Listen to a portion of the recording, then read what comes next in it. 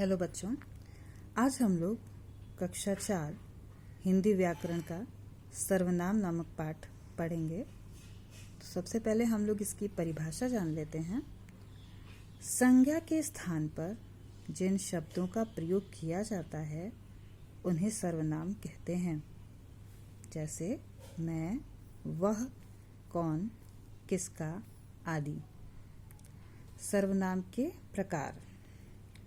सर्वनाम 6 प्रकार के होते हैं।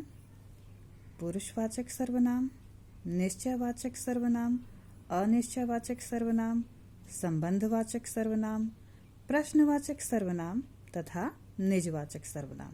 सबसे पहले आइए हम जानते हैं पुरुषवाचक सर्वनाम के बारे में। पुरुषवाचक सर्वनाम किसे कहते हैं? जिन सर्वनाम शब्दों का प्रयोग कहने वाले, सुनने वाले व जिसके विषय में कहा जाए के स्थान पर किया जाता है उन्हें पुरुषवाचक सर्वनाम कहते हैं। पुरुषवाचक सर्वनाम के भी कुछ भेद होते हैं, अब हम उनको जानते हैं। पुरुषवाचक सर्वनाम के 3 भेद हैं।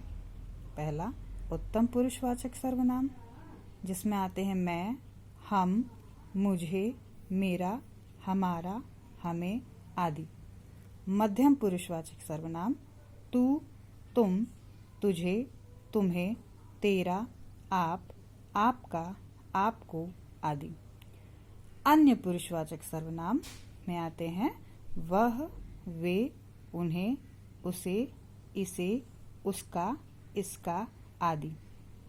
दूसरा है निश्चयवाचक सर्वनाम। वे सर्वनाम शब्द जो किसी निश्चित व्यक्ति या वस्तु का बोध कराते हैं उन्हें निश्चयवाचक सर्वनाम कहते हैं। जैसे यह, वह, इस, उस, ये, वे आदि। इसका उदाहरण है, इससे आपको और स्पष्ट हो जाएगा। जैसे यह घर मेरा है।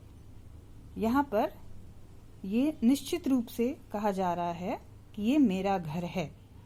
वह आपकी पुस्तक है। यहाँ किसी भी प्रकार का इन वाक्यों में संशय नहीं है।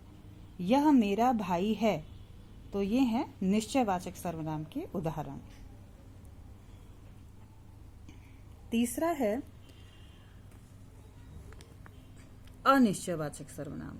तो वे सर्वनाम शब्द जिनसे किसी निश्चित व्यक्ति या वस्तु का बोध नहीं होता है। अनिश्चय अर्थात नहीं होता है, बल्कि अनिश्चय की स्थिति बनी रहती है, उन्हें अनिश्चयवाचक सर्वनाम कहते हैं। जैसे कोई जा रहा है।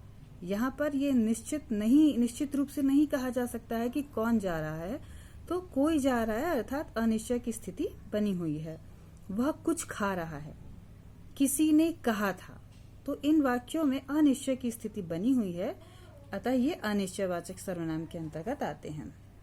चौथा है संबंधवाचक सर्वनाम।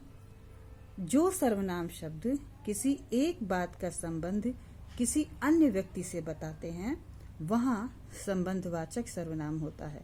जैसे जो, सो, जैसा, वैसा।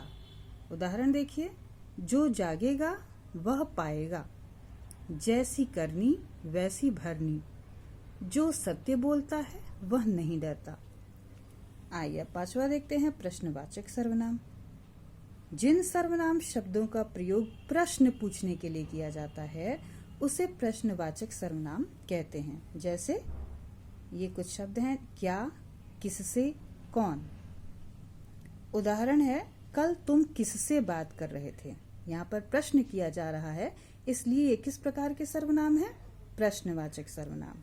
दूसरा है इसी प्रकार से, आज तुम्हें क्या चाहिए। ये भी प्रश्नवाचक सर्वनाम का उदाहरण है। छठा निजवाचक सर्वनाम। वे सर्वनाम शब्द जिन्हें बोलने वाला कर्ता स्वयं अपने लिए प्रयुक्त करता है उन्हें निजवाचक सर्वनाम कहते हैं। जैसे आप, अपना, स्वयं, खुद आदि। उदाहरण के लिए देखिए, मैं अपना खाना बना रहा हूँ। अपना यानी अपने लिए हुआ है तो निजवाचक सर्वनाम। मैं अपना काम स्वयं करता हूँ। स्वयं शब्द निजवाचक सर्वनाम के अंतर्गत आता है। अब ध्यान देने वाली बात यह है कि जब आप शब्द का प्रयोग सामने वाले के लिए किया जाता है तो वहां मध्यम पुरुष सर्वनाम होता है। और जब आप शब्द का प्रयोग स्वयं के लिए किया जाता है तो वहां निजवाचक सर्वनाम होता है। उदाहरण के लिए देखिए, आप पुस्तक पढ़ें। यहाँ पर आप शब्द का प्रयोग सामने वाले के लिए किया जा रहा है, तो यहाँ पे मध्यम पुरुष सर्वनाम है। और सारा काम मैं अपने आप कर लूंगी, यहाँ पर आप स्वयं के लिए प्रयोग किया जा रहा है, इसलिए ये निजवाचक सर्वनाम है। धन्यवाद।